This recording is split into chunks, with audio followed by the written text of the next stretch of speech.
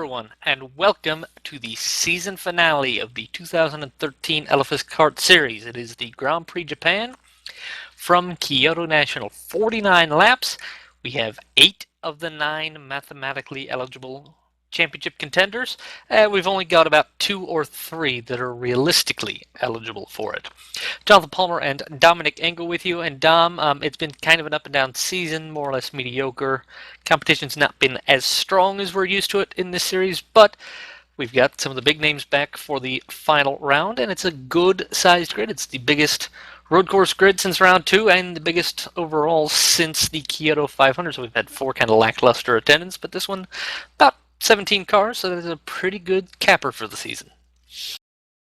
Yeah, it's a decent way to finish the season off on on a track like this, where racing is possible pretty much all the way along the track, in the infield, on the oval part, and I'm sure we're gonna see plenty of action, in quotations, today, whether it be of positive or negative nature. Point scenarios, quick look.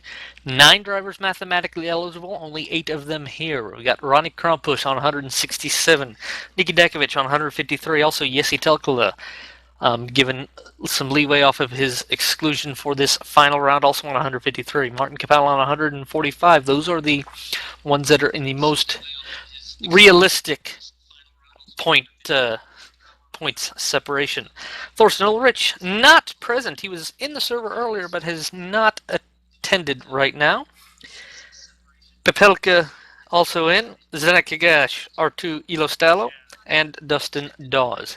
Team championship is clinched to Race Green Autosports. No one can overtake them in this final round, but some other minor scraps open for the rest of the top 15. And Finland clinching the Nations Championship going into the final round. Czech Republic, Latvia, Canada, and Germany rounding out the top 5.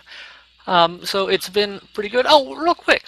Speaking of Canada, Dustin Dawes. We'll show these pictures real quick. He just got married in the last couple weeks. There's a picture of him during the wedding reception. Him on the right and his new wife on the left-hand side, so congratulations to Dustin. He'll be starting in the back of the field, and he is in a hotel. His wife just recently had surgery, so he's at a hotel. He'll be racing from the hotel. So taking a look at this track, it is a roval, combination of the Kyoto Oval and the road course. This is in a clockwise direction. They'll be going through oval turn 3 first and oval turn 1 last. It's a long, wide open run to turn 1 and a tight, twisty entry into the infield. It's a very tricky section, Dom. Yeah, it's not the easiest of sections to get the order into for the start, for the first lap. 2 very buggy curves on the right and left apexes into the first chicane, and then that very, very slow corner where it's easy to tag the car in front of you before you get out of that turn towards the first split. So we might see a little bit of, I wouldn't say reckless, but maybe careless driving at the start. Could well happen. Taking a quick look at the grid, Artu Ilostalo on pole. He gets that bonus point. Niki Dekovic starting second. Martin Capel third. Oliver Fixtkorn fourth. Matthias Lind fifth. Stephen Martin sixth. Juris Marcinkevicius for Savage Sin Sports in seventh. Matthias Pepelka eighth. Persmek Vdoviars in ninth. Zdenek Kagash will start 10th. Ronnie Krampus, current points leader, starts 11th. He needs to finish second or better today to clinch the championship outright, no contest. Carl Raudsepp starts 12th, Dustin Dawes 13th. Owen Harmon will start 14th, Laurenus Matonis 15th, and 16th Ray Kingsbury. 17th starter Jesse Telkula will start from the pit lane as everyone gets ready, as we're less than a minute away from the start. So we've got a long flat-out section, Dom, but we've also got kind of a windy, twisty type infield. You kind of want a low down force on the oval, but you want a bit higher downforce on the infield to keep your car planted so you can really go flying through these corners. Where does the compromise come in? Do you want the medium? Do you go medium, or do you kind of stick with higher for the better traction, the better aero grip on the infield? Usually you go as low as possible, as long as the balance is there. You try and take off as much wing as you can without compromising your mid-corner speeds too much in the two long left-handers into the second split. And then you just have the comfort of still being able to push the corner exits and still having the straight line speed to not be caught up instantly by people behind you.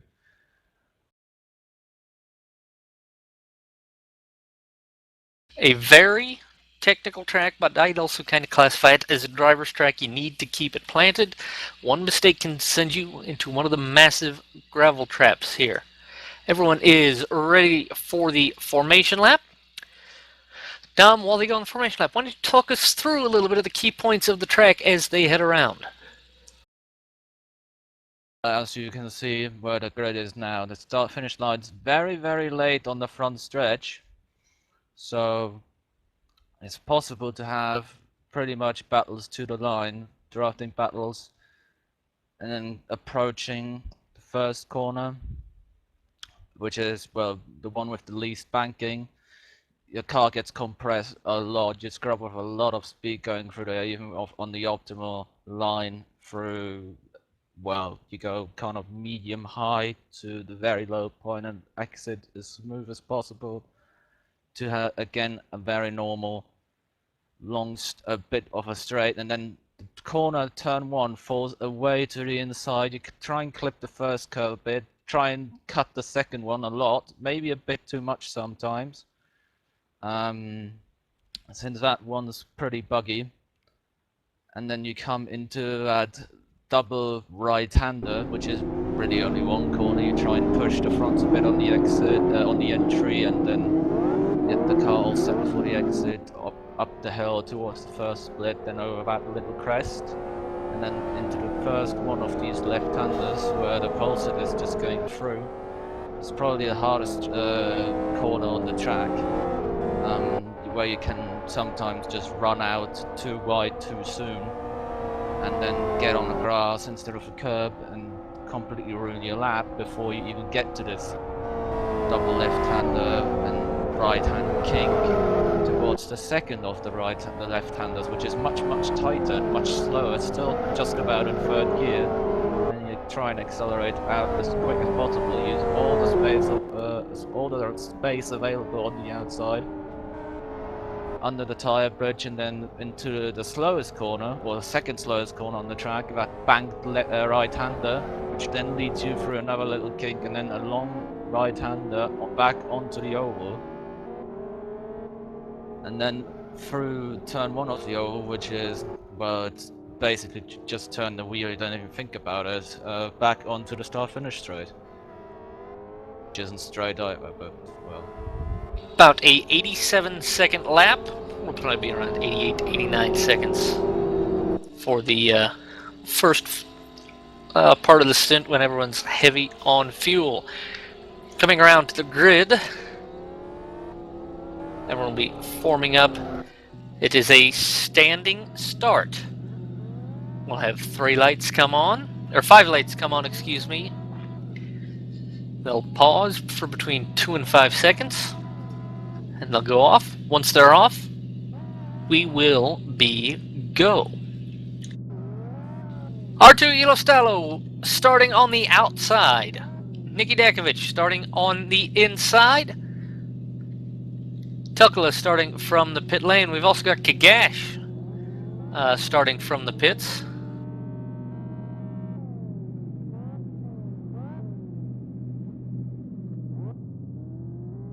So, waiting for the grid to form up. Matonis and Kingsbury coming in just a little late.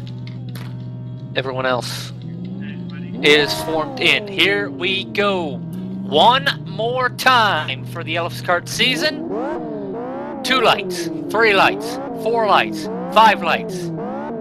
And away we go final time. Great start by Jakovic. Oh, and Rout taps into the wall and spins around Owen Harmon, or is collected by him rather. That was a very poor start from him. Charging into turn 1, or turn 2, officially turn 2. Everyone looking to be through cleanly. Ilostallo in the lead from Jakovic, and a bit of contact in the back part. Everyone looks like they stay clean through. Chase is on. Ilostallo being chased by Nicky Dakovic. Nicky currently the championship leader as we head through. Kapal, in third position.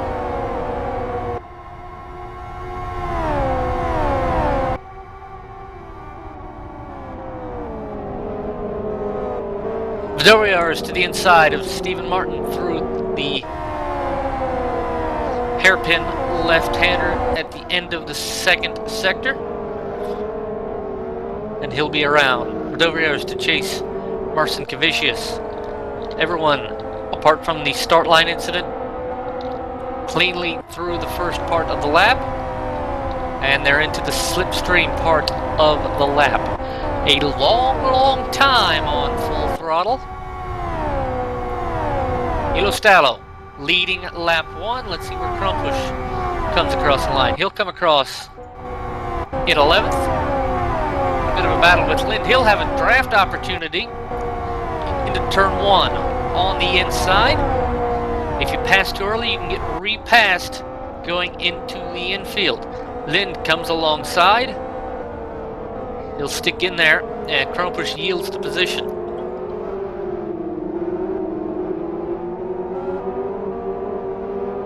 It'll be very interesting to see who is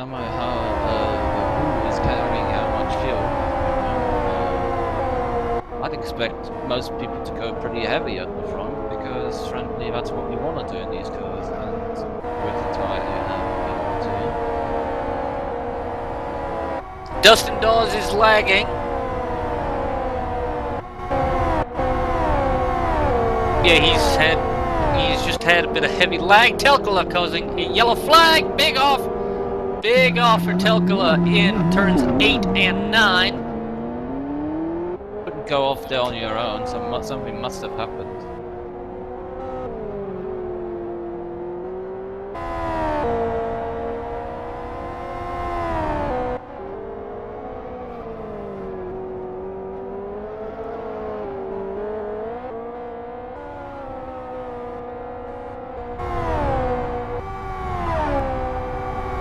Kapal is faster than Nicky Dakovic right now. Fast lap set by Ilostallo, 1:29.07.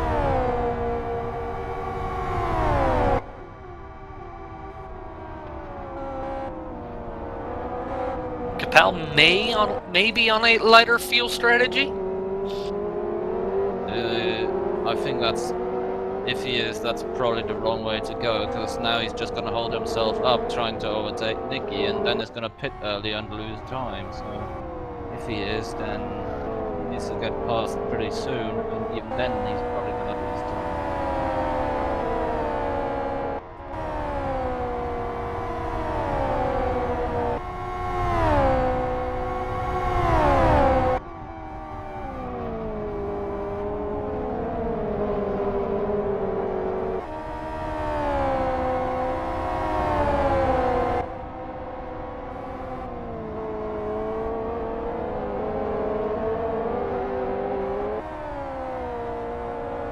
Remember, there is a compulsory pit stop. One compulsory pit stop during the race. No service required, simply a touch and go.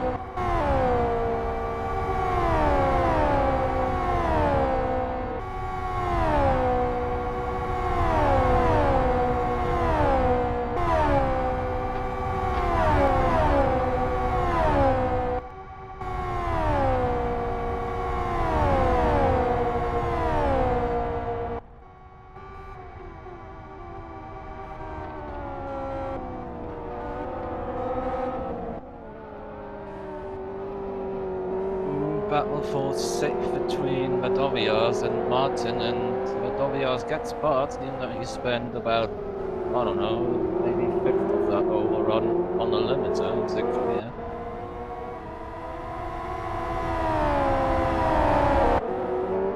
Matonis having a bit of grief coming into the infield section. Having a bit of contact with Kingsbury on the recovery.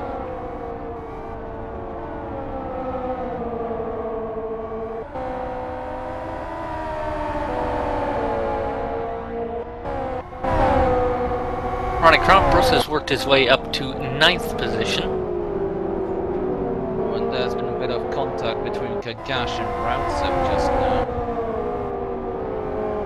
Looked a bit like Rautsep didn't give Kagash enough room. Hearing a report from race control that Kagash had a bit of a half spin. Yeah, that's what I just mentioned. So, well, I don't know if that was the cause or not. That was the cause of it. Yeah, 100%. Everyone on R3, fronts and rears. Makes sense. Let's see, last lap. Dakovic 130.27, 130.09 for Kapal.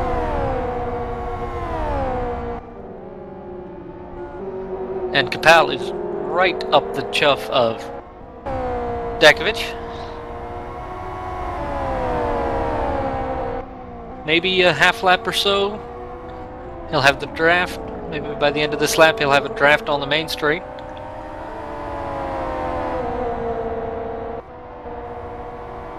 Five points difference between second and third.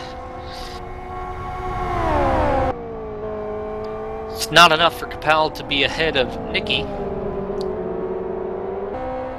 Thought it was 4 points. No, 50 for the win, 40 for second, 40 for second, and 35 for third. Isn't that the old system? I thought it was 44. That's the way it is this year. Wow. Using different points. Matonis was off in turn 10. He is back out of the gravel, but he is last. Kapal has the draft at the start-finish line. Ooh, that was a little close. Drag race down the oval back straight into turn 2. Kapal is ahead.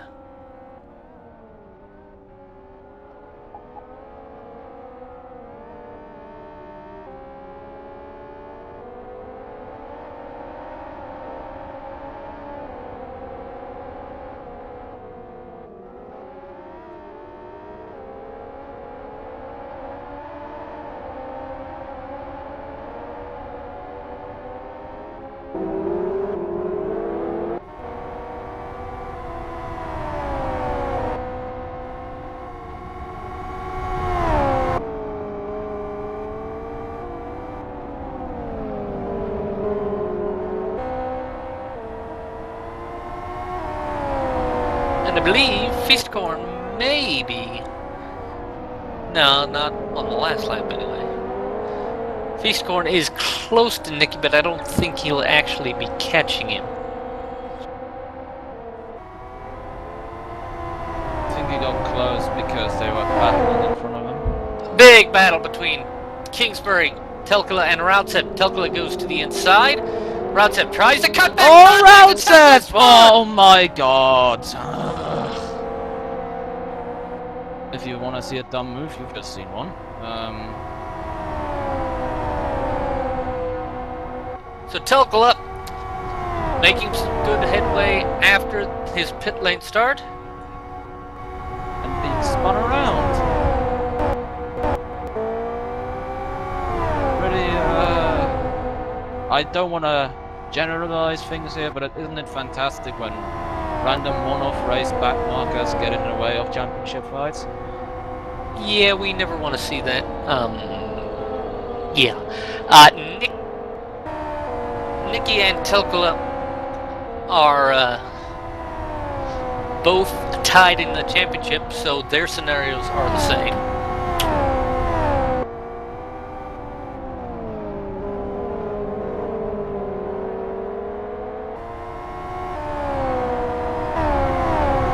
Krampus right on the back of Papelka into turn 10. Krampus goes for the dive, keeps it tucked to the inside and makes the pass. He'll be up to 8th. He'll need to try and hold on. He's got Steve Martin to catch.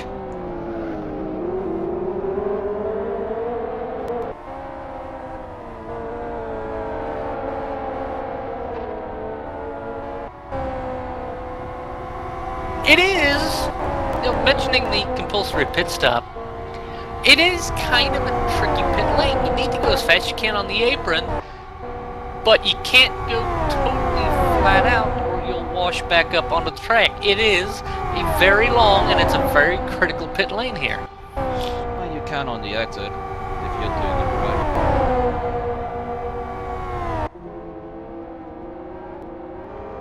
The entry is the harder, but the entry to not lock both your fronts and just stay off into the pit lane with a puncture and a drive through. The exit should be okay. It's not too much trouble there.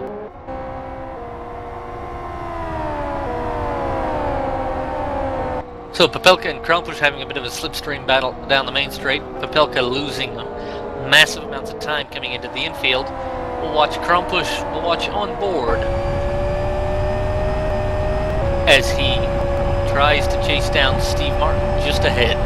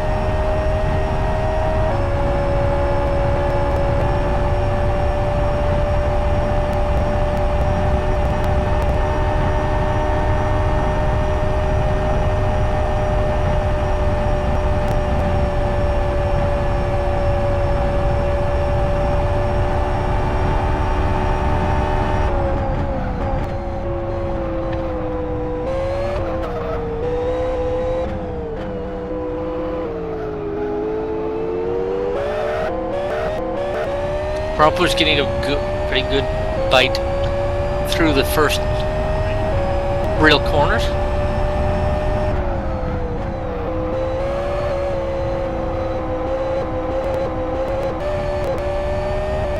The incident between Telkoa and Routsepp is under investigation.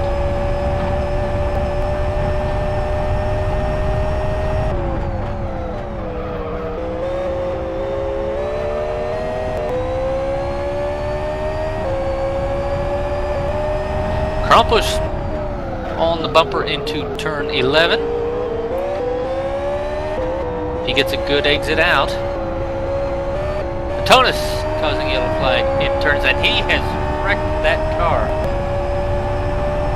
Drive through to Routsepp for causing avoidable contact. Krampus in the draft. He'll get a nice long toe towards the kink. He gets around by the kink. Martin will have a run back. Way too soon.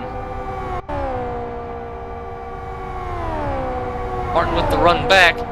Now he may have done it too soon if Krampus can tuck in. He may have a head of steam to go to the inside. Yeah, a dive is possible, but not advisable. And Martin getting a bad run out of corner.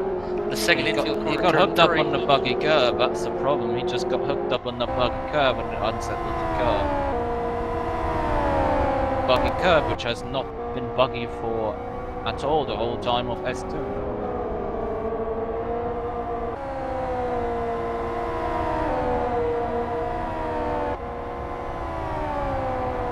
Whatever, actually, that makes it even less of an excuse in a way, because that means everyone should know about that curve. In theory, at least.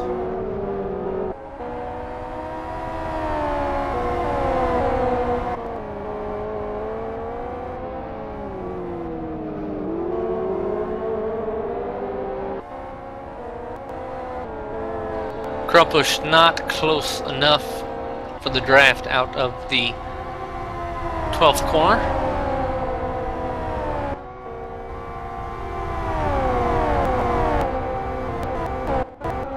Tukala working his way back up. Let's get around Kagash. Kagash making a bit of a slap of the wall, and Tukala will be around early. Kagash has the slipstream down the main straight, so they'll have a slipstream battle here for position for the 13th and 14th position.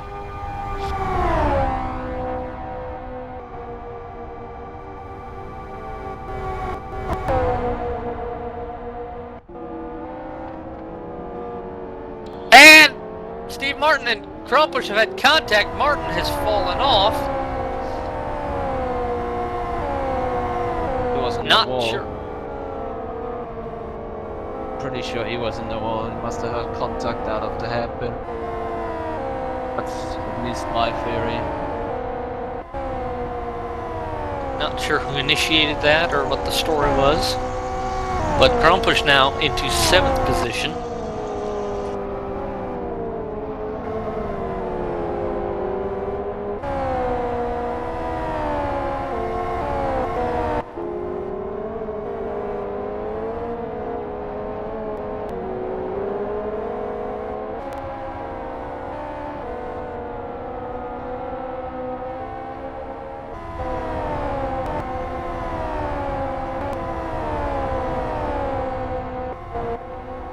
Karl Rautzep in to serve his drive-through penalty.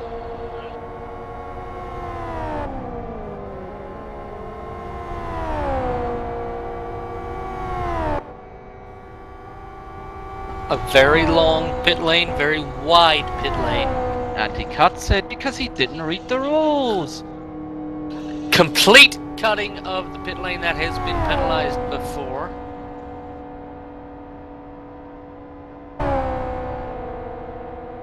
Oh well. Why did I see that one coming?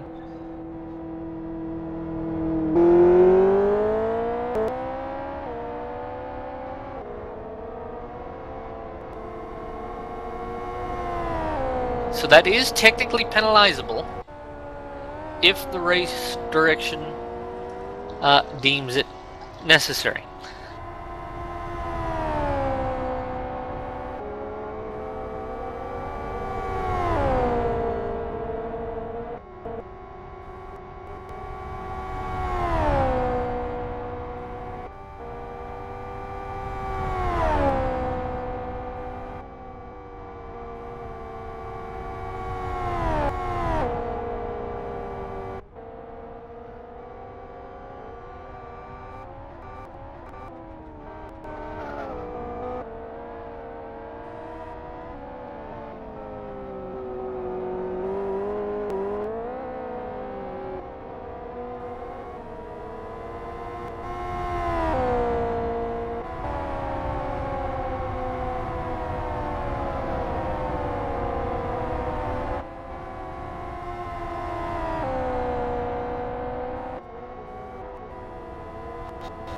Drive-through penalty, Ronnie Krampusch causing avoidable contact.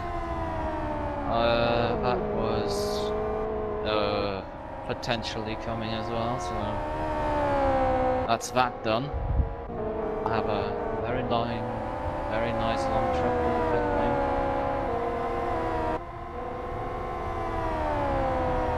Wave to all the imaginary pit crews. Rautzep given another drive-through penalty. And he's having a little bit of fun. Penalty given for cutting the pit lane. The sporting code dictates that you must stay as close to the outside wall of the pit lane and the, as it were called, fast lane, the driving lane of the pit lane, when you're serving a drive-through penalty, and you should only go into the pitting lane as close as possible to the pit stall you are choosing to pit in.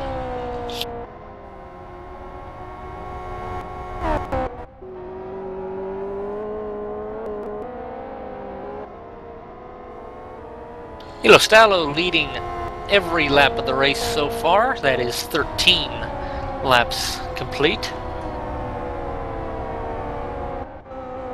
So Krampusch worked his way up to 7th. He'll drop a few positions, probably back to at least 11th.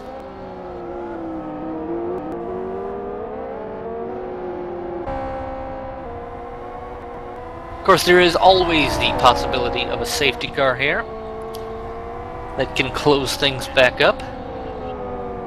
There are a few possibilities for a safety car here as well. Not the least of which, that big gravel trap at the early part of the infield course.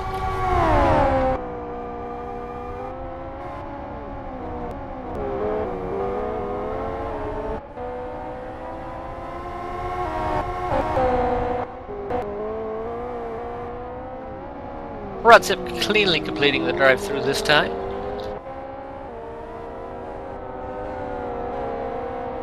All starters are still running at this time. That means he's going to be lapped now by the leader in a minute. Not in a minute, probably in less time. In a second.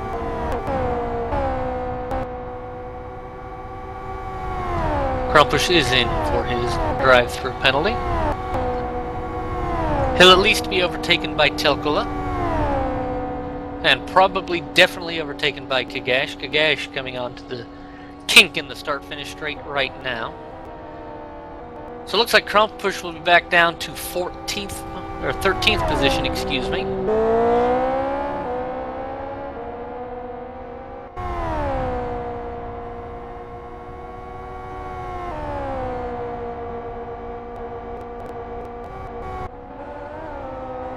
Oh, and Stallo and Rautsep having a coming together. Not at all sure what happened there. Rautsep looked like he slowed down and then came right alongside Stallo as Stallo was trying to take corner 11. Oh dear, oh dear, oh dear. So yeah, one race entries again. One race entries. One race entries. I refuse to fulfill my purpose of completing that sentence, but all I'm going to say, one race entries.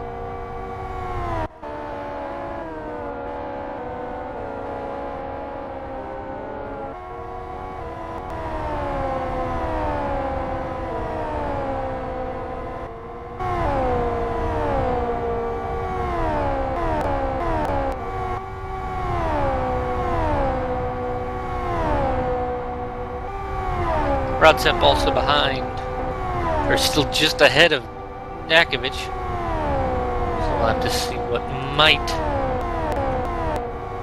come of that.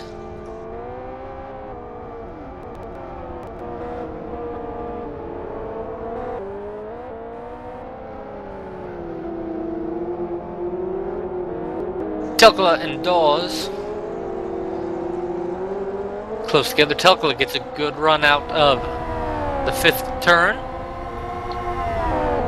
Looks to come around the outside of Dawes. Dawes, I think, knows he's slower, yields the position.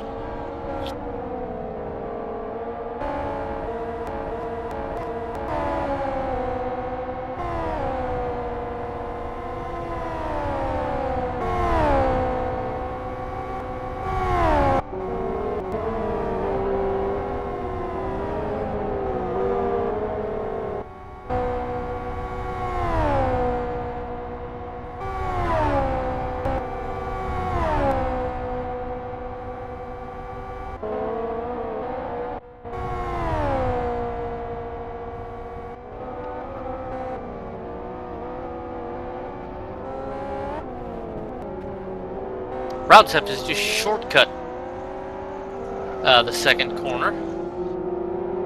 And Jakovic is approaching. I'm sure he loved that.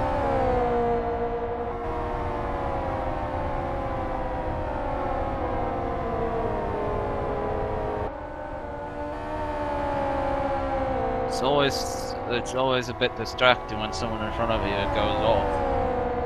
No matter how far away he is, as long as you can see it, you're always thinking, oh, why does he have to do that? Yep. So Nicky right behind Rautsep now.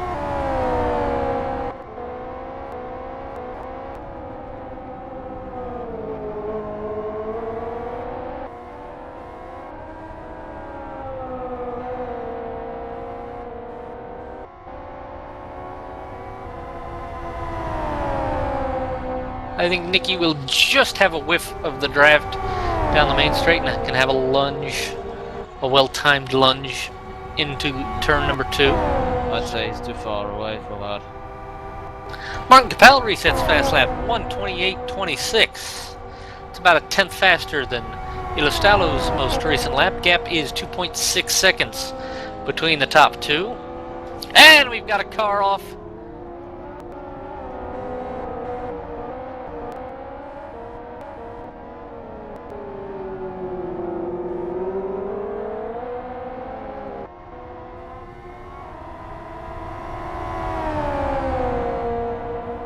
It looked like it might have been Dustin lagging. That might have been that car that looks fun. And Ray King is driving for Rier, actually. Oh, might have been Ray then. No trackside objects around him. Well, there are now. Well, there were for a short minute.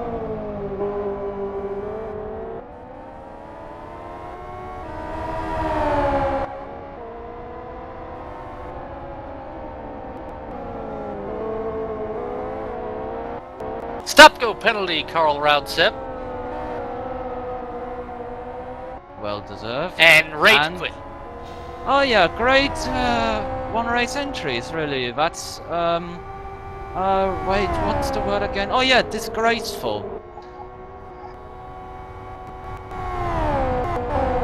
Ilostalo just ahead of Ray Kingsbury. Ray being put a lap down already. Oh my days. Lots of going ons in the bottom of the top 10.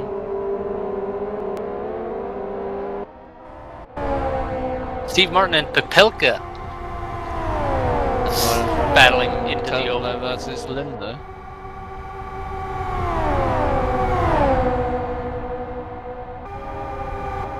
Pepelka gets around Martin.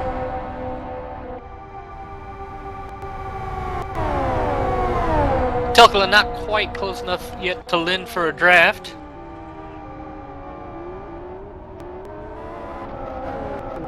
Oh, and he got hooked on a buggy curb and half spun, and it's all lost again. Ah, dear, he's not making life Coming out easy for just himself behind either. Pepelka, so not losing that much ground. He's not lost contact with them.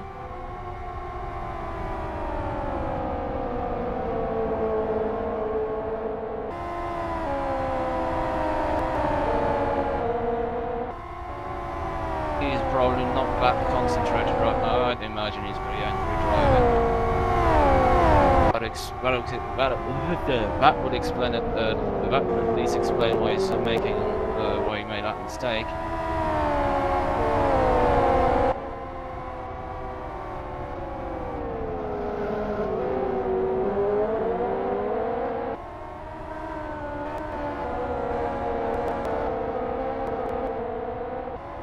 And he's definitely going to have St. Martin's draft in a few meters' time. 30 laps remaining in the 2013 LFSCART season. Telkala, big draft run towards turn 1. He'll look to the inside, and he'll be ahead of Martin. Martin has a chance to get the draft back into turn 2. He's going to have He'll come alongside, plenty of overlap, but he overdid himself, and he skates across the ground trap, keeps the momentum up. That never was going to work out. That was never going to work out. He was always going to go off there. That braking point with going that speed. Still, later, Telkala is back behind Linda. Still has a little bit to close up.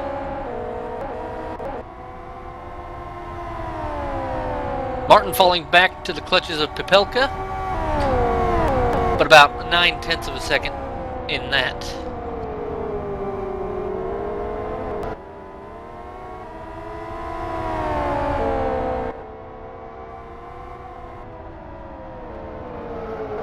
Ronnie Krampus makes his compulsory pit stop.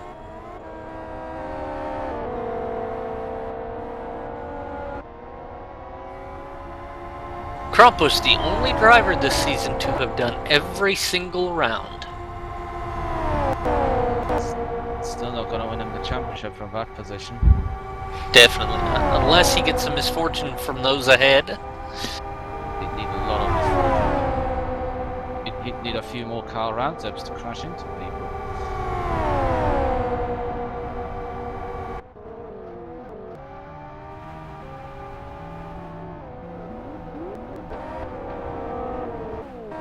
Vidoviars was off in the gravel at turn 4.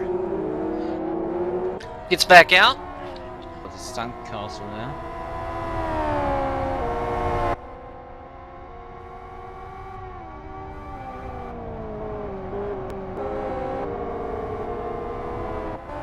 Telkla right up the gearbox of Lind.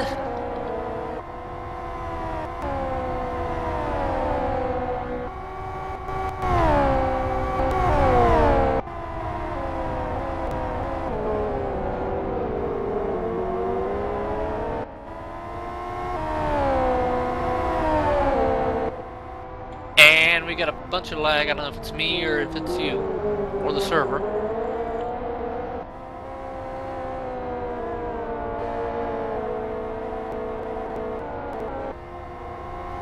My ping's looking fine.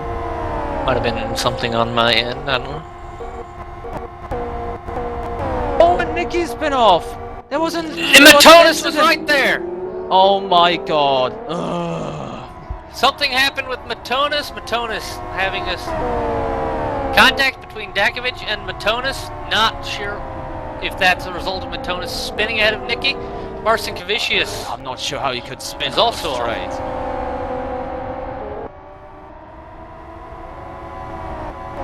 Wouldn't be the first time.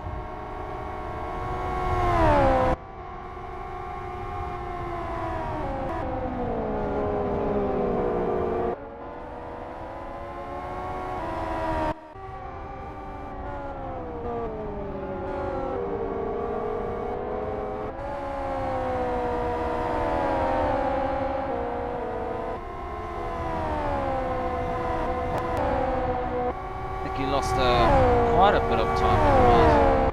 It's now Still in third. Still in third, but a few car lengths further behind.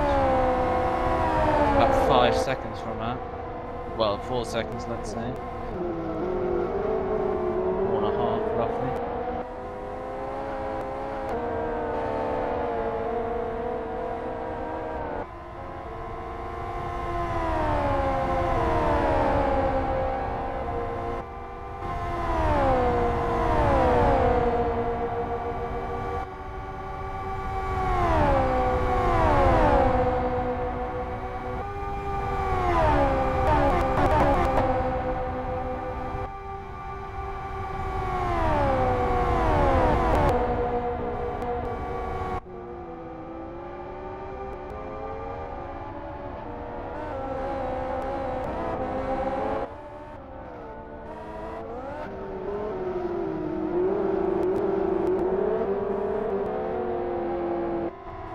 I think the judgment in the Matonis incident will be quick, but Telkla on the bumper, or on the gearbox of Lind. Lind taking a very defensive line into turn 6.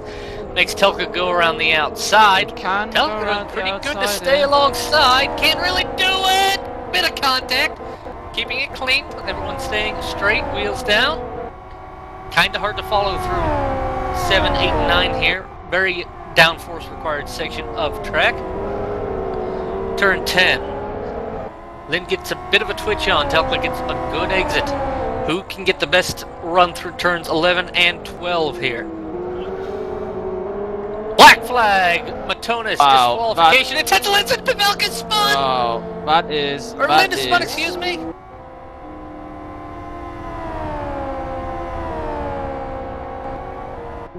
That is an absolute disgraceful. That is absolute disgraceful if he did that on purpose.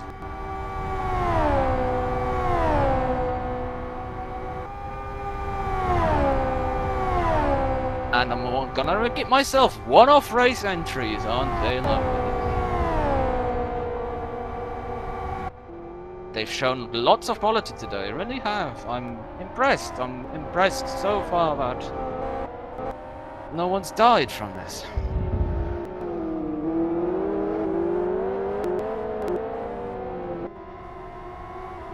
So Lind has had that bit of a spin and dropped back behind Steve Martin, but still ahead of Pepelka.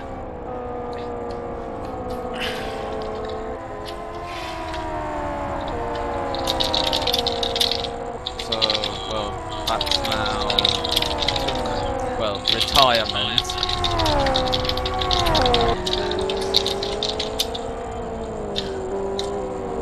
And Pepelka and Lind are very close to each other.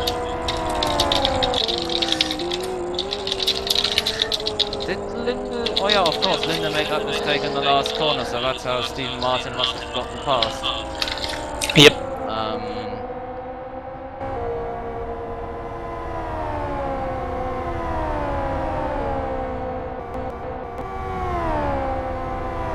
Most of the field are still yet to do their pit stop, so it'll be interesting to see who does it when and how much fuel they take on, and if that fuel's gonna last to the end of the race. Judging from the whole race, that's even harder to judge than some people might think.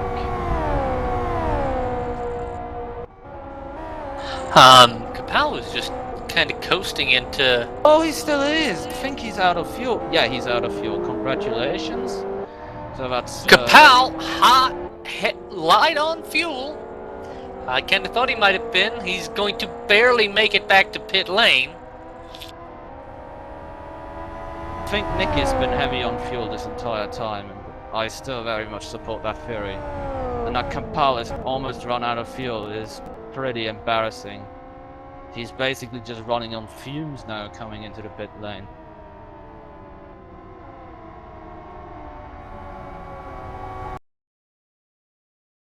Well, that's a bit of a miscalculation right there.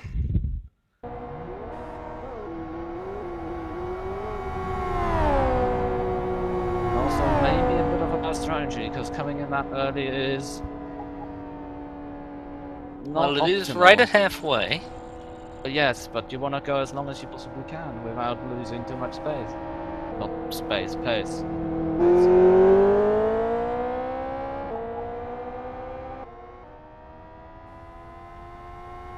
Sinkevicius also in, so team internal strategy right there. Steve Martin also in the pit lane. I don't understand why so many people do 50-50, because frankly the tyres just doesn't work. It's proven not to work in LFS.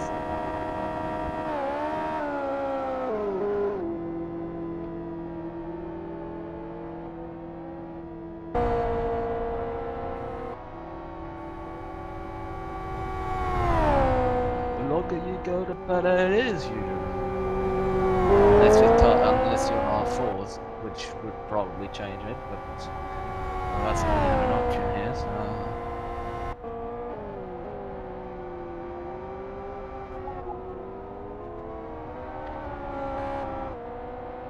Owen Harmon also in.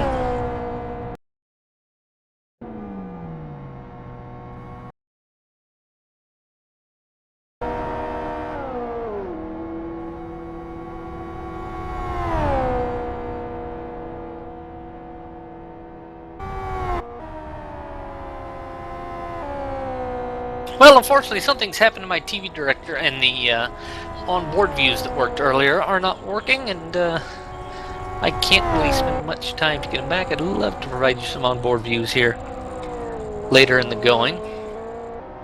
I'll try to work on it as we go.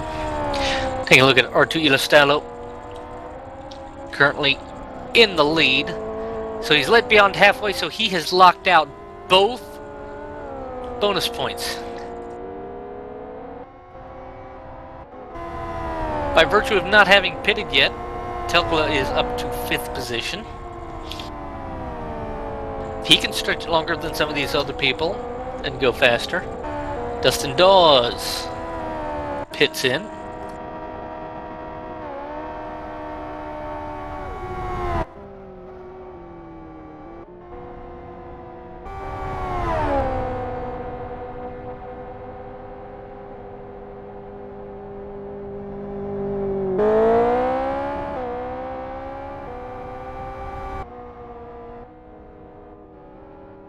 Oliver Feist Feistkorn gone into the pits last now. time, yeah.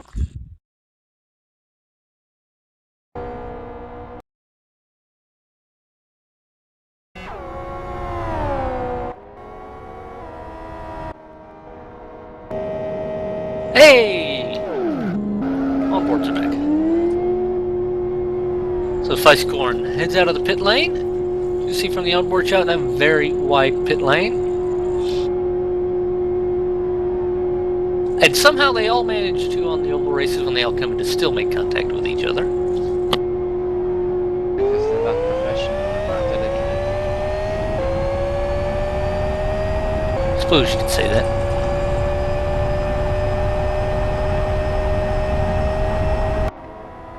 So right now, Kapal, the first of the drivers that have pitted. We've got Ilostalo, Djakovic, Tekla, Vidoviars, Lind, and Pepelka yet to pit. Ulrich has connected. A little late there, son.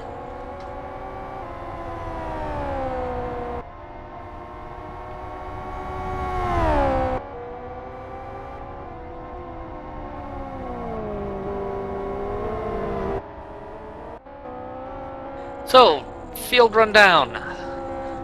Working the 29th lap of 50. Or 29th lap of 49, excuse me. Ilostalo leads. Djakovic is second. Martin Kapal third as he heads through the oval turn 1, road course turn 13. Telkala is just behind him in 4th position. Vidoviars comes through the oval in 5th. Matisse Lind also coming through the oval in 6th. 7th is Pepelka.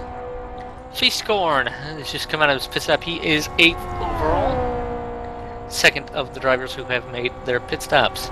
Zdenek Gagash coming through turn 13 in 9th. Marcin Kavicius is 10th.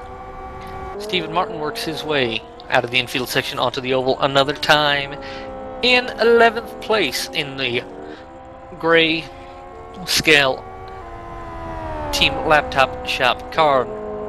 Newlywed Dustin Dawes working his way out of the infield section onto the oval again in 12th. Fairly ho-hum race for him so far. Ronnie Krampusch, drive-through penalty incidents. Bit of a bad start, currently in 13th. Ray Kingsbury is down in 14th coming onto the oval. And 15th, the last car running. The other team laptop shop machine of Owen Harmon. Owen Harmon, our Irish friend of LFS.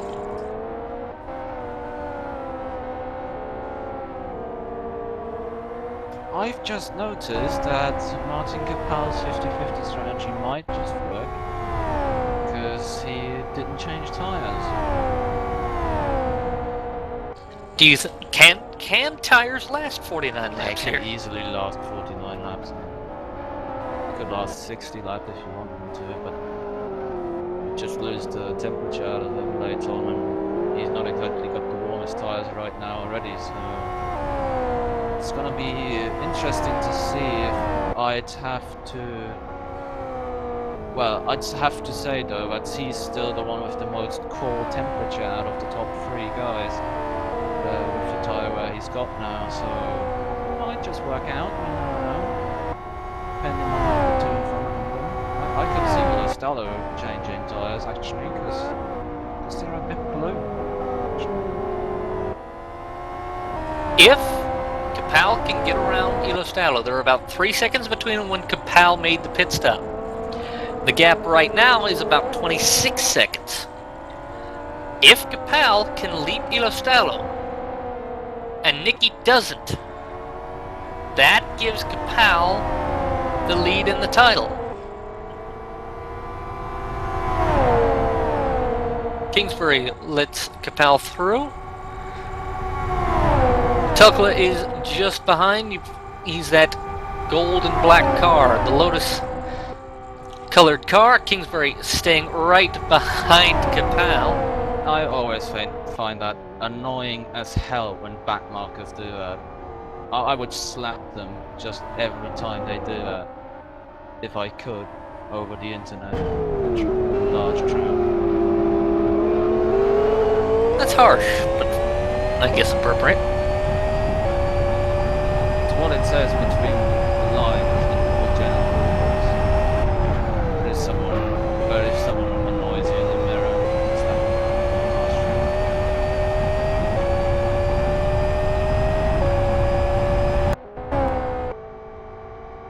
Ilustalo heading towards turn 2. Kapal in turn 10.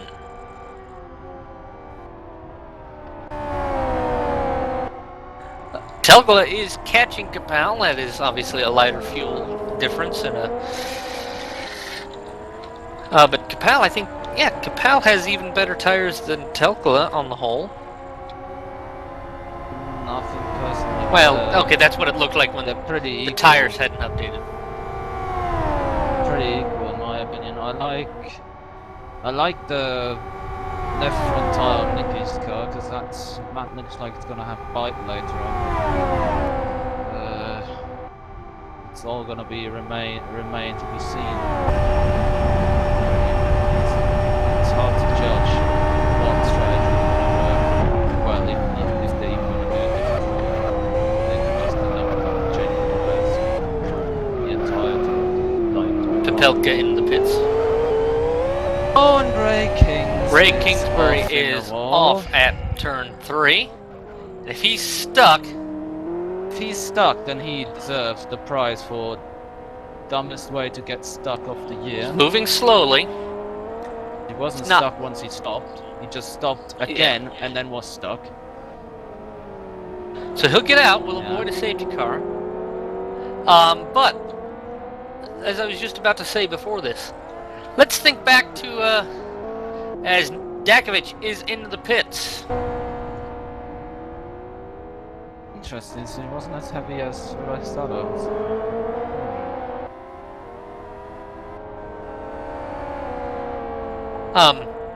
Let's think back to rounds 1 and 2. Both those rounds we had a late race safety car in the last quarter of the race. If we have a late race safety car here, it's possible if someone loses concentration a little later, if they get mucked about during lappery. Do you think it's wise? No, not here. Not here. There are just too few corners to make, too few slow corners even to make the tire change sufficient. And the tire wear is too low. I think most people would still end up staying on track. I personally would probably stay on track right here. Tugla also comes in. Kingsbury comes in yellow flag coming into the pits. He is. Don't think anyone can afford to give up track position for the championship. Papelka and Martin having a close battle. Ilostalo is in pits. Kapal is through the middle part of the sector. There's Ilostalo in the pit lane. Kapal coming through turn 10 now. He's not gonna get Kingsbury retiring. Ilostalo on the revs. He's rolling. Looks like Ilostalo will come out well ahead of Kapal. That was always gonna happen. I think Ilostalo's had the best days of all the cars in the race, so could afford that tire change as well, which means that even if there is a safety car, he's looking better than anyone.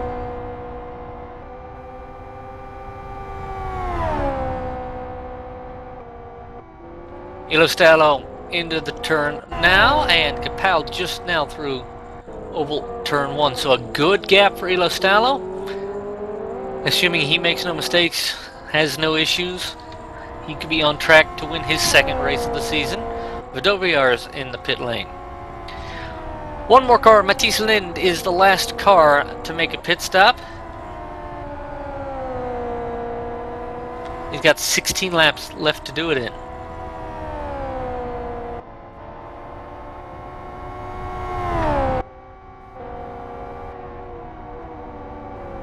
Once again, you're watching the 2013 LFSCART Series finale from Kyoto National. This is the Grand Prix Japan, 49 laps of the Kyoto National circuit. We have completed 33 of the 49. Wow, Linden must have really understeery wings because he's got more front and rear tyre wear, which in this car is an achievement that's beyond belief. How has he done that? I don't understand. I wish I could do it. It would be much easier for me to conserve tyres. Dawes and Krumpusch in a bit of a scrap. Dawes yields the position in oval turn 1.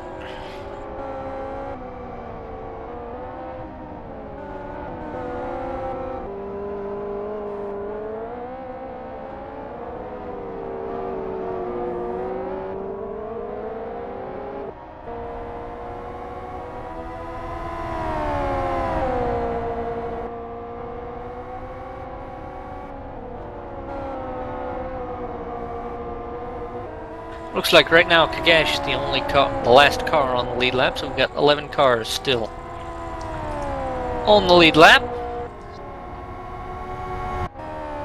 And Niki Dakovic currently in charge of the championship.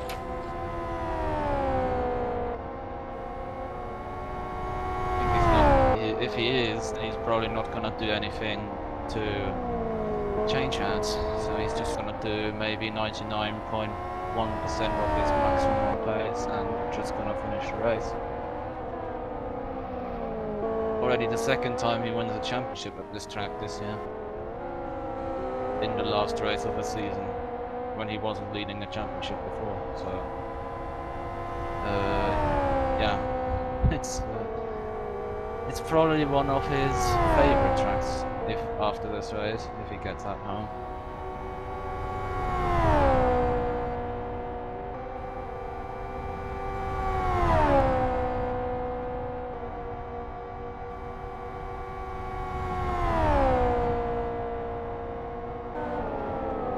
If you'll excuse me not talking for a minute, I'm just looking at the points as everyone runs right now.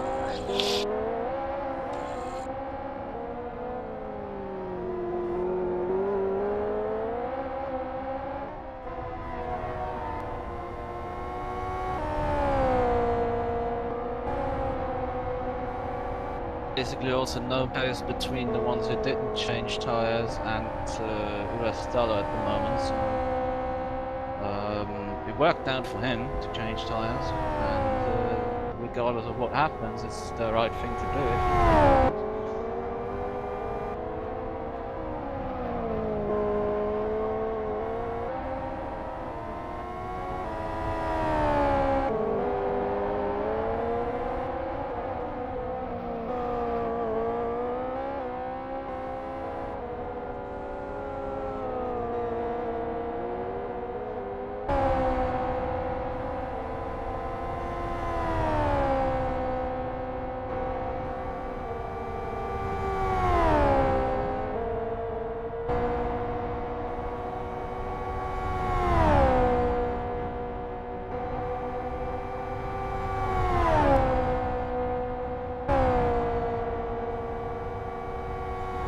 Well, let's see.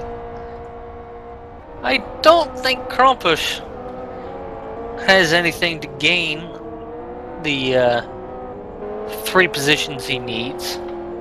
Oh, and If Krumpusch is coming into the pits again. So Feist...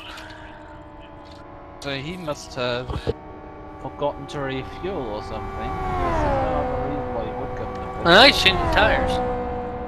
We'll see what his full service is. Right now, Niki has a total of 188 points.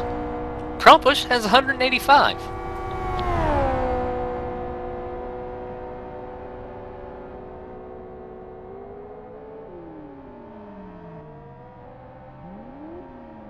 He might just gain 1 position now. Feiskorn is going to retire. That gives Krumpusch the position. Last time Niki won the championship here, it was by 0 points that he won it by. On a tie break. a tiebreaker. He had the most wins. Well, or he had wins actually, and he won it in GT1 Challenge, 261 points versus 261 points.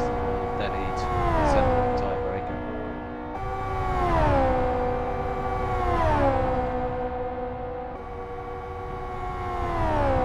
That was also, well, that was pretty much exactly 4 months ago that happened. 4 months and a week, maybe, roughly. And it seems it's gonna happen again today by just a little bit more, but certainly not exactly a comfortable margin. It was pretty much always going to be close.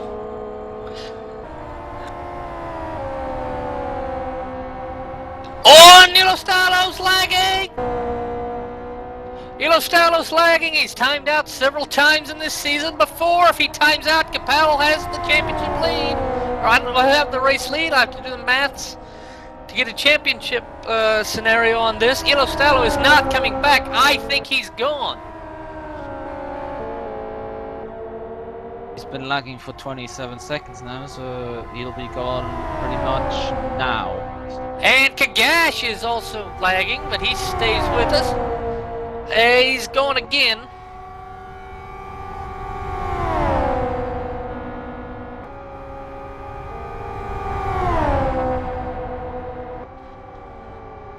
So that's 10 And more Kagash points. is timed out. That's 10 more points to Capel and 5 more to Nicky.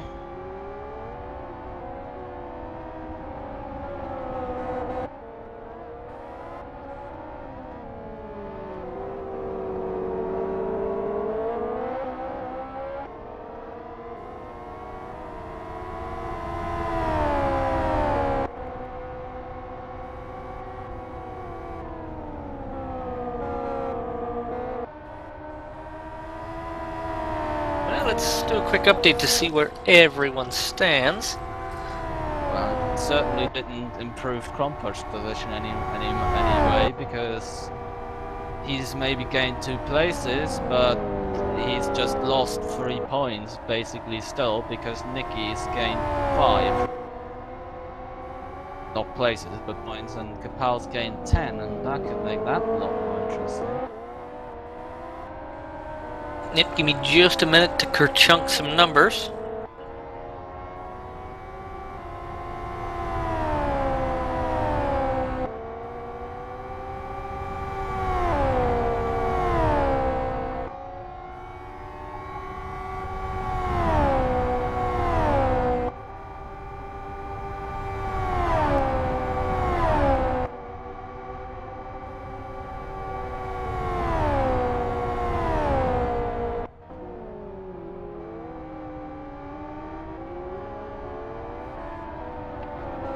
Okay, so the scenario right now.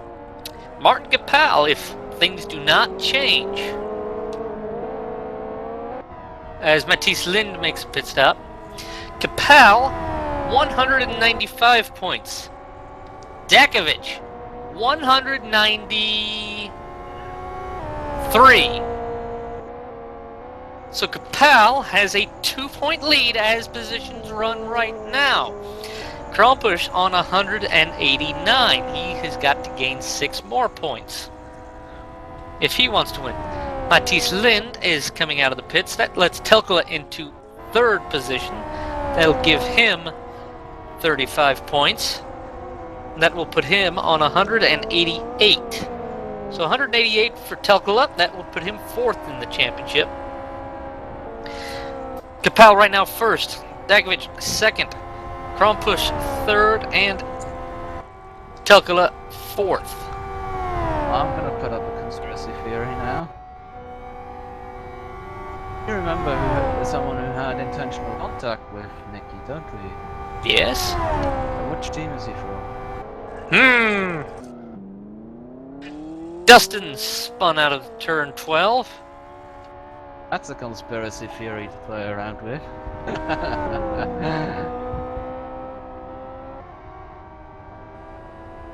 It's all fixed.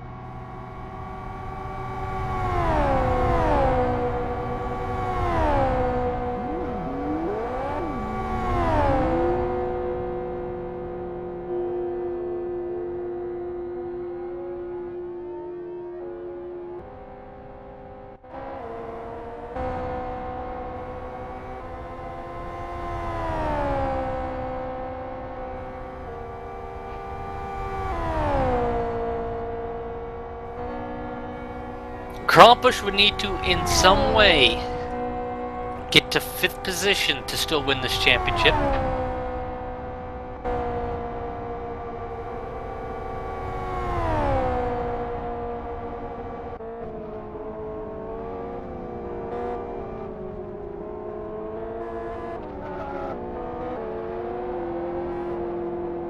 Well, let's hope Kapal calculated his fuel better this time than the last stint.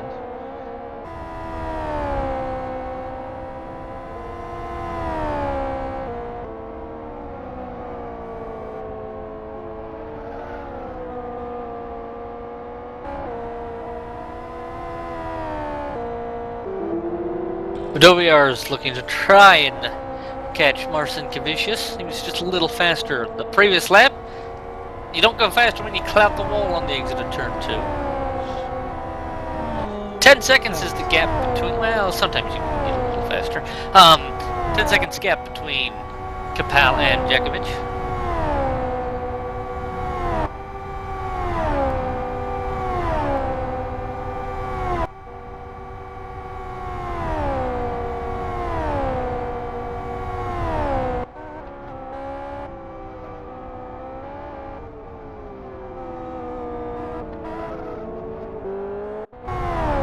Seven laps to go now for Kapal as he crosses start-finish.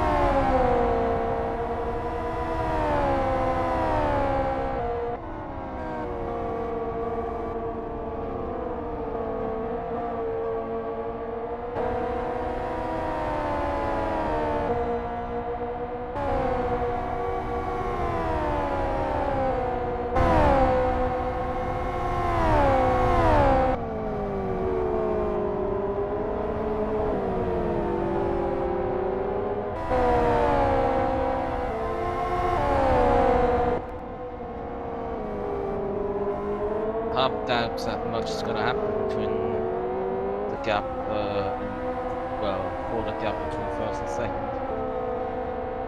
Pretty much the same. Both don't have a major cock-up.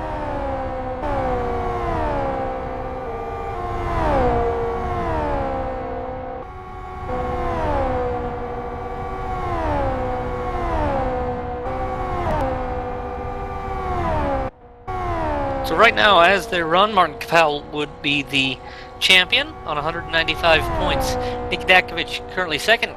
Krampusch sets a new PB of a 128.75 with 6 to go. So Dakovic second on 193 points, 189 points for Krampusch. In third, fourth is Jesse Telkla on 188. Fifth would be Matthias Pepelka on 154. Sixth, Artur Gelastalo, 146 points. Seventh would be Zdenek Gash.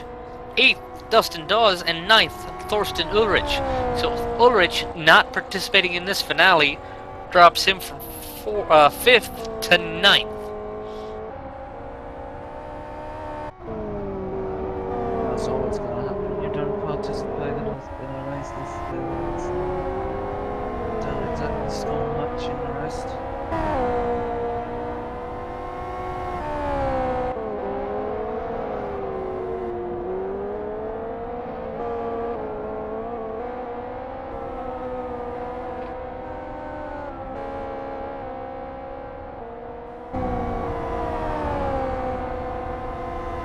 Dustin Dawes makes another trip through the pit lane for whatever reason he is desiring to do so.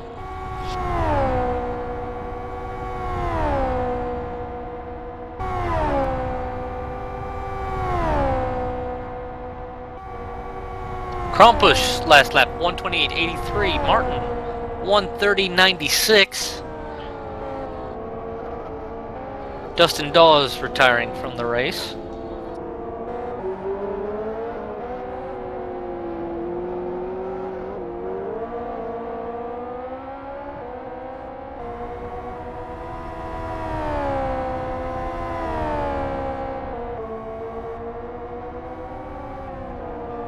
So just mirrors. Krampus's left rear anyway looked pretty good, and the others look fairly decent temperature-wise.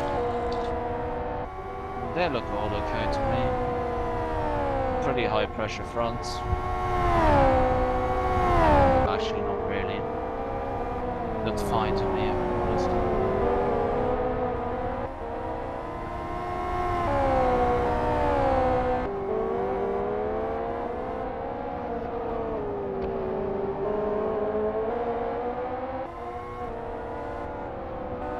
So any moment now we should have a fairly close battle.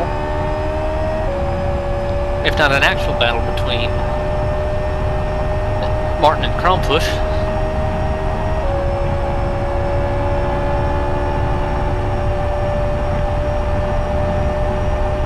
It'll get Ronnie 2 more points.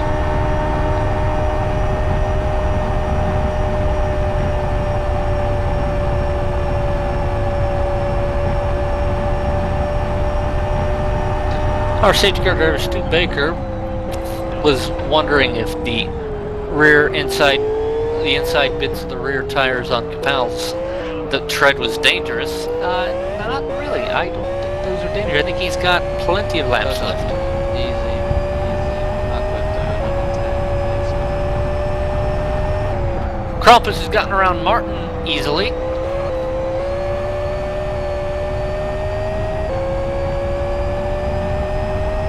Gives Ronnie 2 more points, which puts him on 191, only 2 behind Nicky. Keeps him in 3rd, though. 191 is absolutely nothing compared to last year's winning point, which was more than twice that. Yep.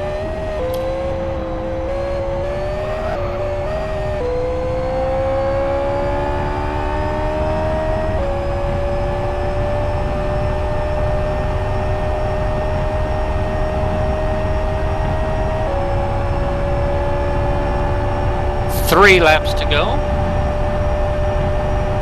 Capal resets fast lap 1:28.02. He was going for the fastest number of laps, so he was always doing the higher line on the lap, trying to get a proper run.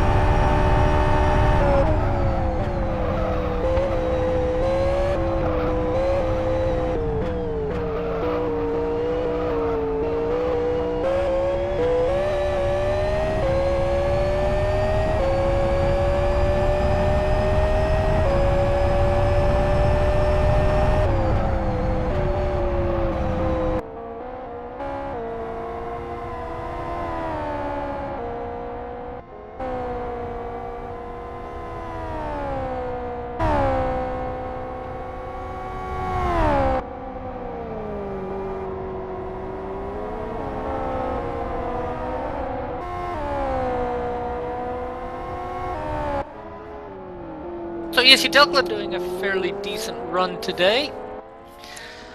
Starting from the pit lane and ending up 3rd.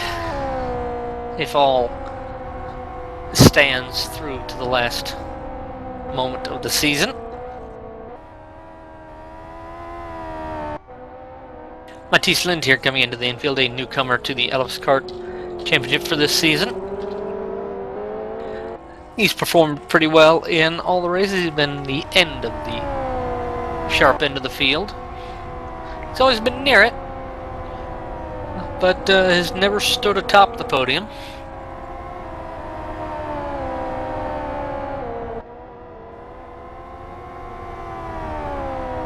And Marcin Kavicius,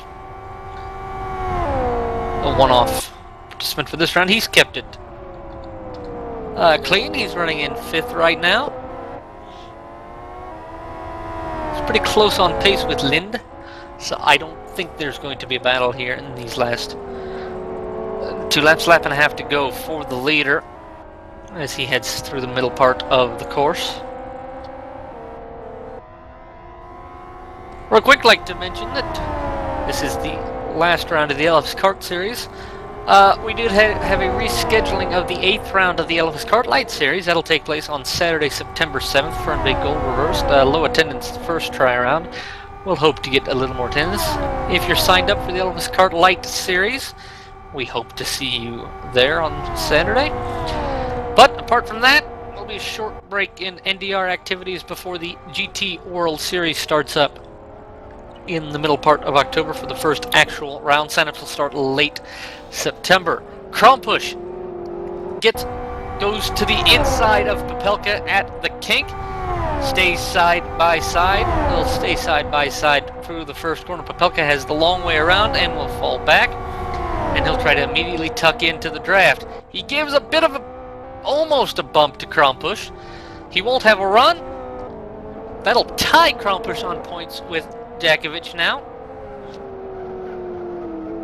But the next car on the tarmac is too far ahead to be of any real use. Kapow with about half a lap to go. Half a lap. Marcin Kavicius and Lind side by side into turn 11. They make a bit of contact. Marcin Kavicius losing out around the outside of turn 11. They have a whole lap left to go. Can Marcin Kavicius recatch as they head down the main straight? But first, Martin Kapow starts in the mid-pack. Starts third, which might as well be the mid-pack if you're starting up there with 14 other FO8s coming behind you with the draft. He'll come out of turn 13 to take the win if he can keep it straight without spinning while celebrating. Martin Kapow wins the Kyoto National round and takes the championship. Niki Dakovic will come around to finish in second position. Krampusch will take a provisional 7th position. Not enough for the championship, enough for third though.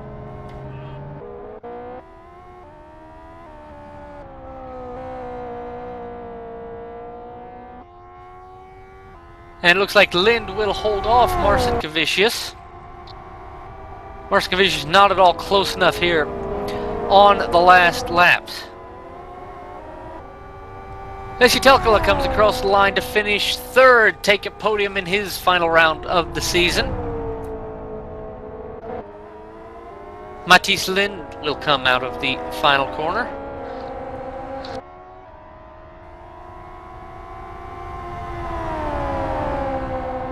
And these will be the last cars to complete.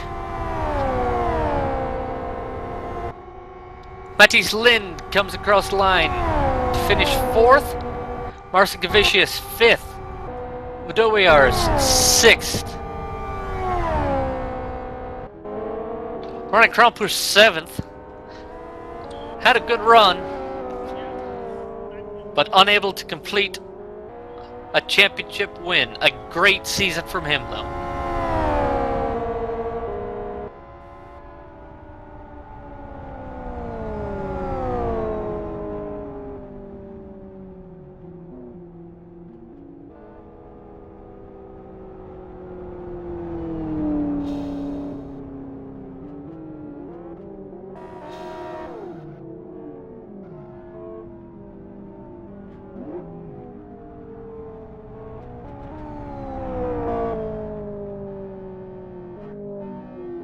So Martin Kapow takes up the middle part of the track for podium celebrations.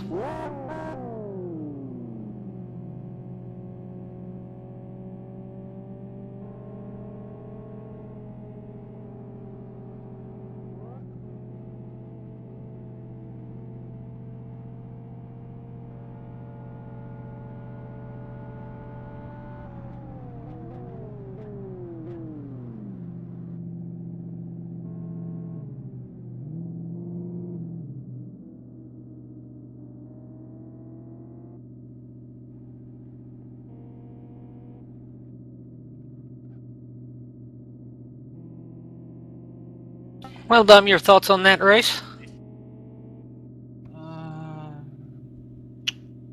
Well, half decent way to end the season after the somewhat appalling turn-up rates for the last few races, and not exactly the most boring one either, so decent, I'd say.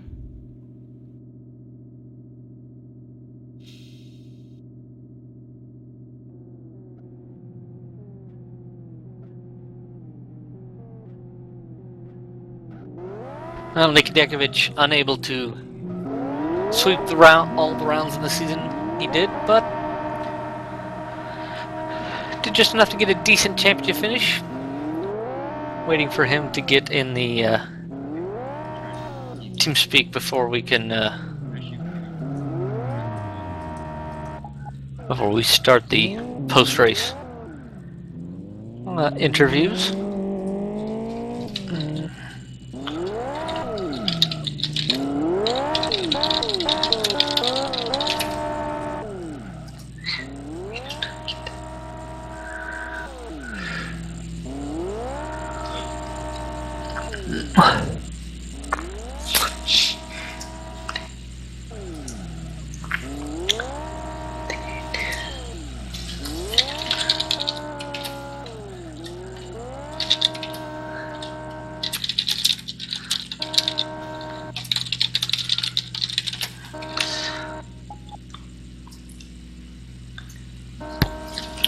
Alrighty, we have the top three in the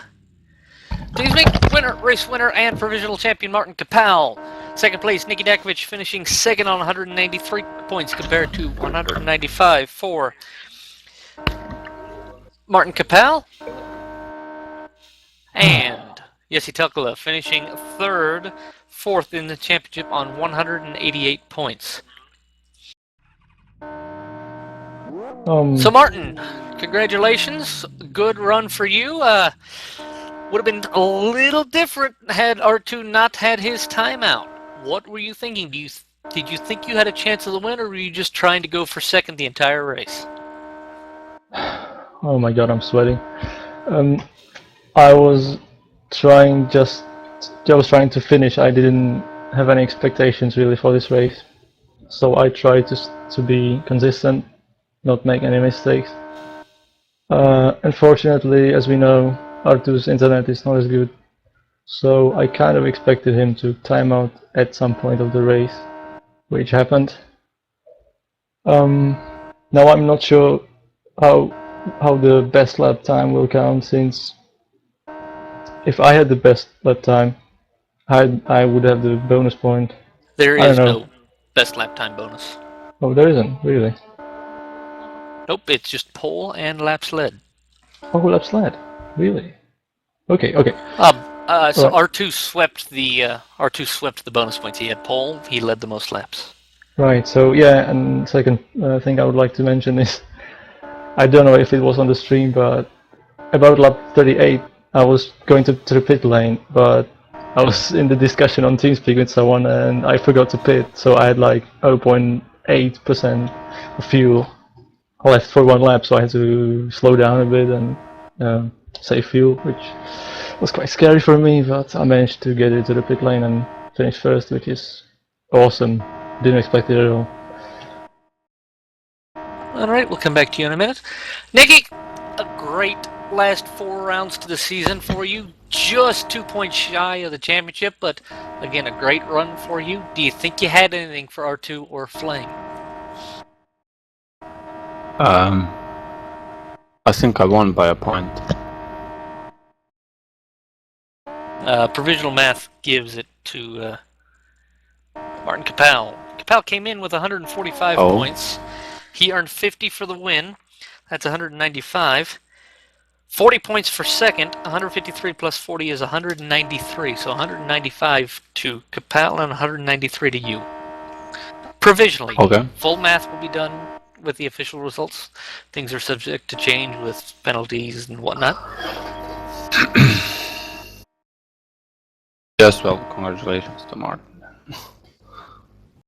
Thank you. Well, yeah. Do you think you had a chance Echo, at the race win? Yeah, hello. Eurobook clearly says it's 50, 42, 37 for the top 3, not 50, 40, 35. Oh, I may have Exactly. to. I'm going to have to totally redo all the points then because I've got the wrong point scale in the spreadsheet. Yeah, I already wondered at the beginning of the season.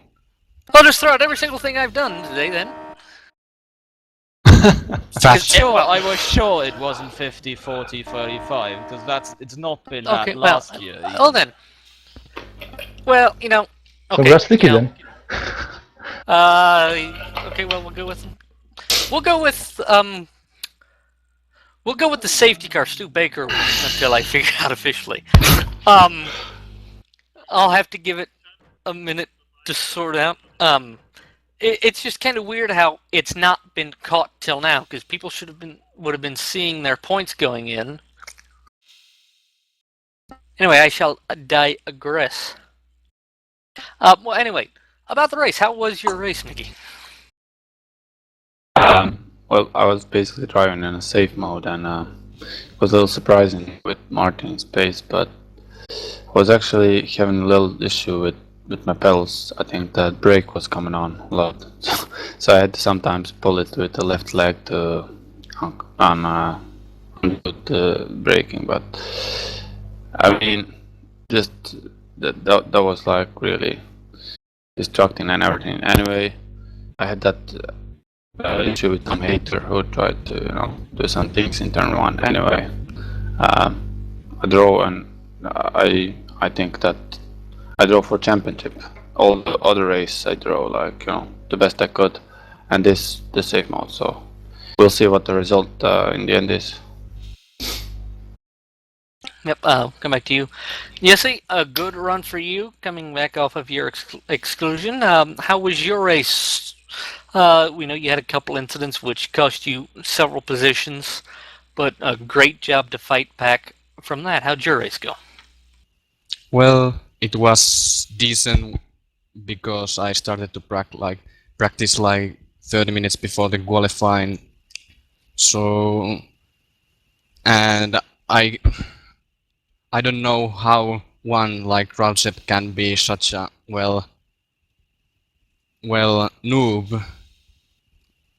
I lost some motivation there, but I wanted to get the safety car so I possibly could win the championship. But it was okay to drive it to the end, and well, I didn't know that you should have not changed the tires because I did, and that's why I was quite slow compared to others at the end.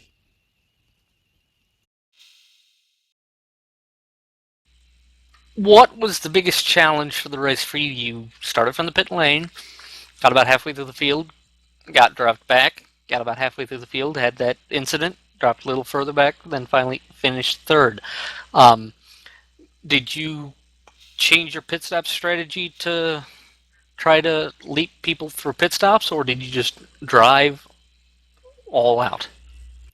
I drove normally as I had to do before those incidents.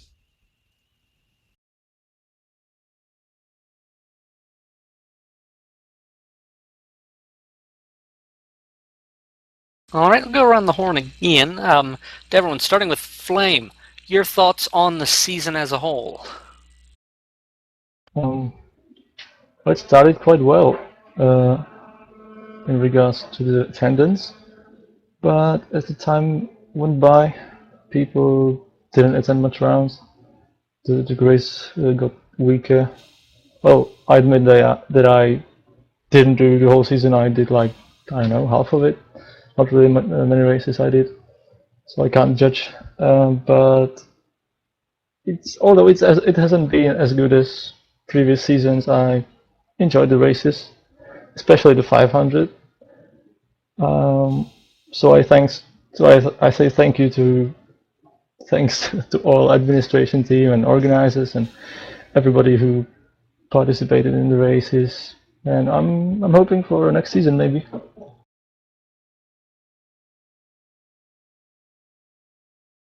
Alrighty, and Nikki, your thoughts on the season as a whole?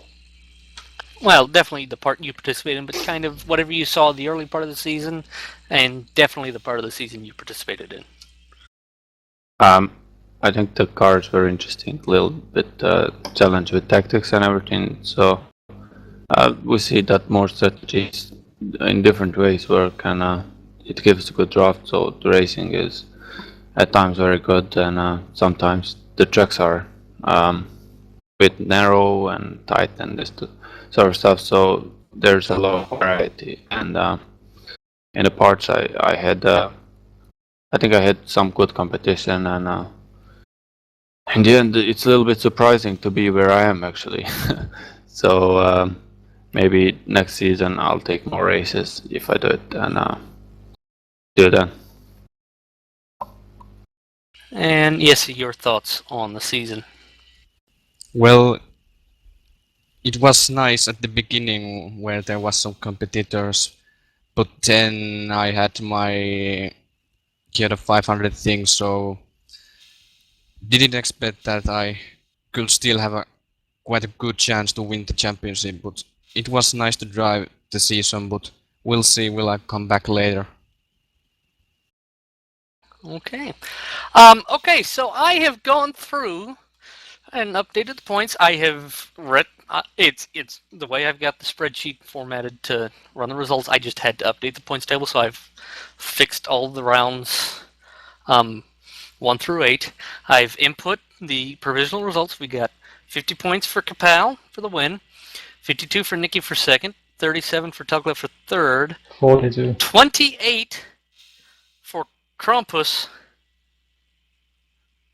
For Krampus' 7th position.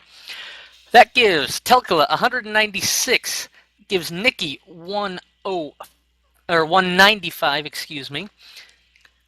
Kapal 203, and Krampus 206. So Krampus gets the title.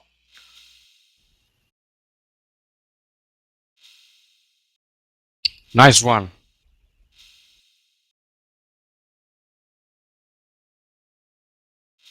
What a surprising outcome. So and I will definitely go through it just to make sure I get it right. Sorry for all the total false data going into this and the false data we had through the race, but it looks like it's going to be Krampus, Kapal, Telkala, and Jakovic. So we're going to get Krampus in to try and talk to him.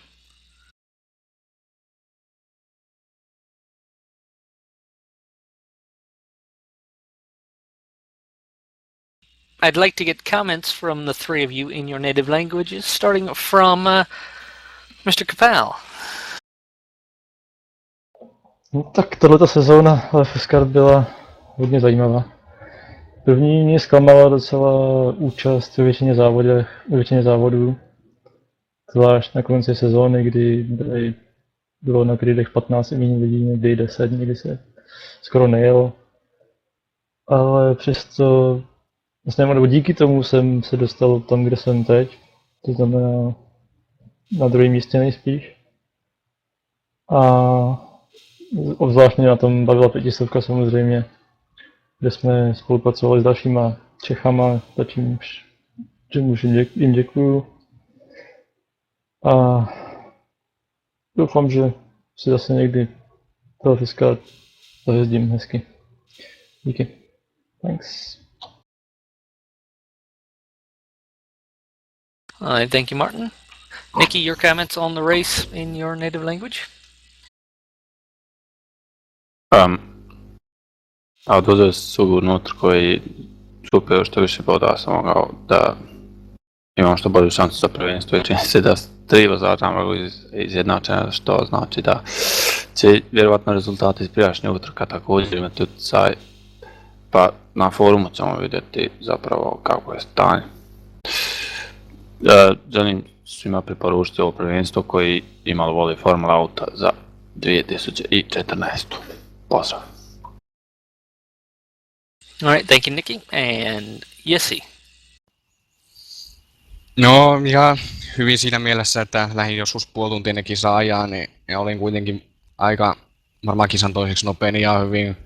Ei tullut mestaruutta, mutta ei voi mitään. Mutta sitten kun täällä on tämmöisiä vitun vammaisia ihmisiä ajamassa, jotka pilaa toisten kisoja, kun ne ei vaan osaa ajaa, niin ei tätä voi vaan järjellä käsittää. En mä vaan ymmärrä, miksi mä edes tulin ajamaan, mutta tulipaa nyt ajettua, mutta no, olipa hauskaa.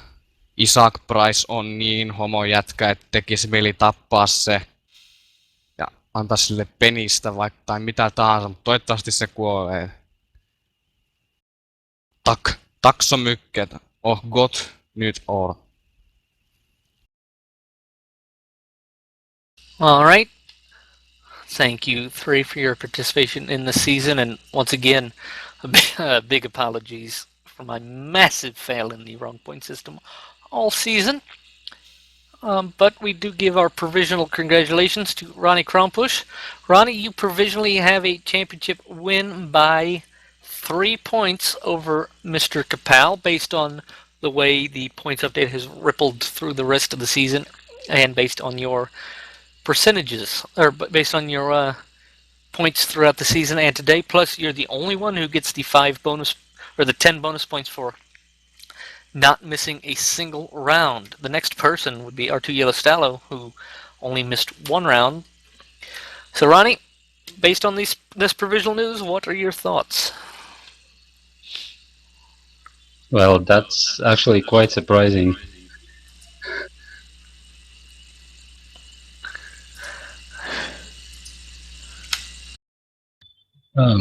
Yeah, I thought already I lost the race for the championship because of that questionable penalty, and then suddenly, wow, surprise!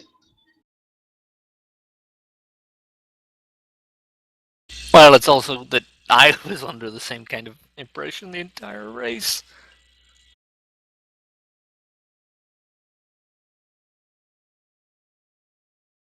Well, again, you were the only one to participate in all races throughout the season. Taking the bonus away, the champion would have been Kapal. But what do you think the entire championship was like? Do you kind of wish that the competition had been better, or do you think kind of your consistency, your participation, your consistency kind of meant you deserved the championship this season? Well, hard to say. Of course, competition was quite weak. I'm not really the fastest on road courses. I'm more oval driver, and I actually failed miserably on both oval races. So yeah, it's not really. I'm not really the fastest guy here. Just doing all the races obviously gave me the championship.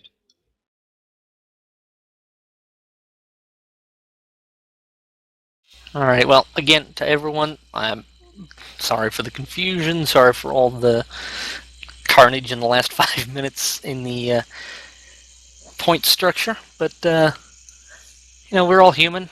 Mistakes every once in a while get made. But definitely a big thanks to all of you for participating in the season. Ronnie, thank you, and again, provisionally, congratulations. Congratulations also again to you, Martin Kapal, for your race victory. Of course, Nikki, we won't forget your 3 consecutive race wins and your second position, a great average for the first 4 rounds that you've ever done in the championship. And Jesse, of course, you had a win earlier in the season. Good participation from you in the first half. We thank you all for participating.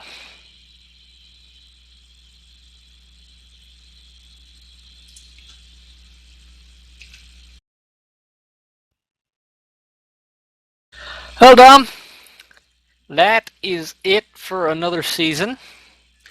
Your thoughts on the season as a whole? But I should have participated because I'm bored and I want to drive F8 now.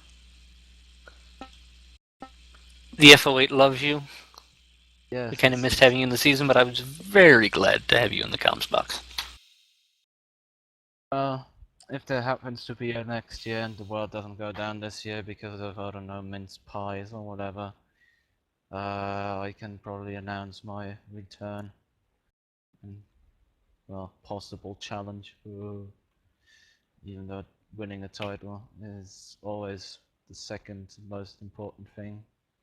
But yeah, the season's been, well, kind of like the graph of x squared. It's been very high, it went down, down, down, down, down, down to a low point, and then up from the last round to the finale. And well, I hope it continues to be like that next year, because it's really what LFS needs. Otherwise, there are no strong open wheel championships anymore, and that would be a shame if there weren't any. All right. Well, once again, congratulations and a big, big thank you to all the racers who participated in this LFSCART 2013 season.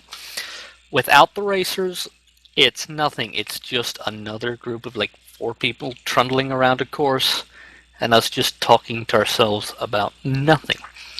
Isn't that what happened for about 3 of the races? Yeah, we had more than 4 people. We had like 8 or 9. 7 in 1. Yeah, true. But without the racers, Live for Speed is dead. There is still plenty of great racing life in. Without races. I'm speaking to the audience of this particular broadcast, but definitely any sim is dead without the racers. Any event, any activity is dead without participation. Live for Speed still has plenty life in it with racing. A race is always different. There is no 2 races are the same. They are all the challenge unto their own. We thank all the drivers for participating, all of you viewers for tuning in. A big thanks to Theo Falkenberg. Phil Diaz helped a couple times during the season. Jonathan Provost helping a lot of the season. Stu Baker, our safety car driver, not having to be used in these last couple rounds. He was actually used last round, but not having to be used much in the last half of the season. Without them, the series is nothing but a pickup race. We thank everyone for tuning in. Again, thanks to all the racers. Once again, provisional congratulations to Ronnie Krampusch on the championship. We thank you all for tuning in throughout the season. Check us out on the NDR YouTube. It's youtube.com/LFSNDRTV. We'll see you in October for the LX Challenge and the GT World Series. Of course, plenty of other activities in LFS league-wise. Genuine Racing has plenty, along with worldwide racing, among others. Check out the leagues and events section on the forum. Thanks to all of you for tuning in throughout the season. We'll see you next year for the 7th season of LFSCART. For Dominik Engel, I'm John LaPalmer. So long.